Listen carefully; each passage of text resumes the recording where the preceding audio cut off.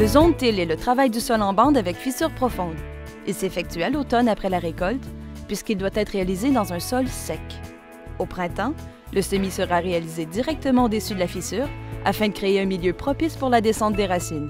Il s'agit de travailler le sol sans trop le bouleverser.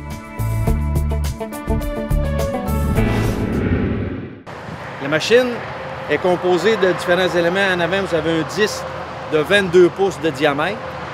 Ici, sur cette machine-là, j'ai un disque uni. C'est disponible aussi avec un disque ondulé. Après votre disque, vous avez aussi votre patte.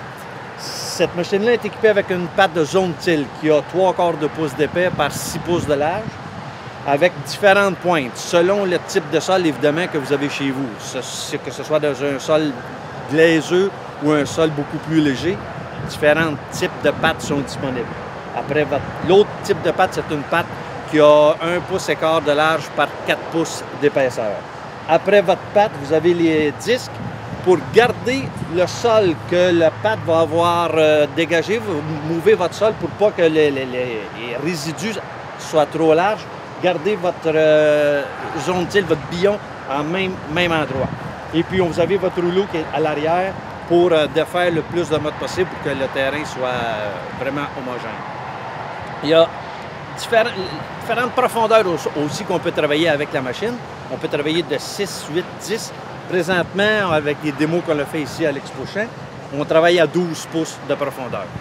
La profondeur, c'est pas dire, bon, ben moi, je travaille à 8 ou je travaille à 9, c'est d'aller un petit peu plus bas, 1 pouce et demi qu'on appelle de la semelle de labour ou la chose de compaction. Tout le monde sait comment détecter cette fameuse semelle de compaction.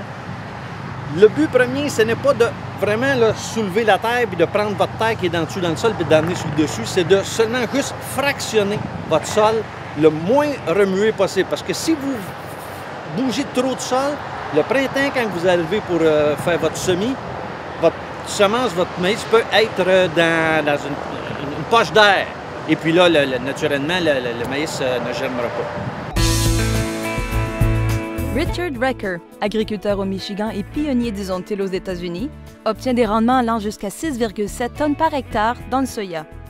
Il préconise le principe de la fissure pour favoriser la descente des racines, augmenter la quantité d'air dans le sol, fertiliser en profondeur, ainsi que pour fracturer la couche de sol indurée et la semelle de labour. Aux États-Unis, le travail en bande est considéré à l'égal du semi-direct pour la conservation des sols.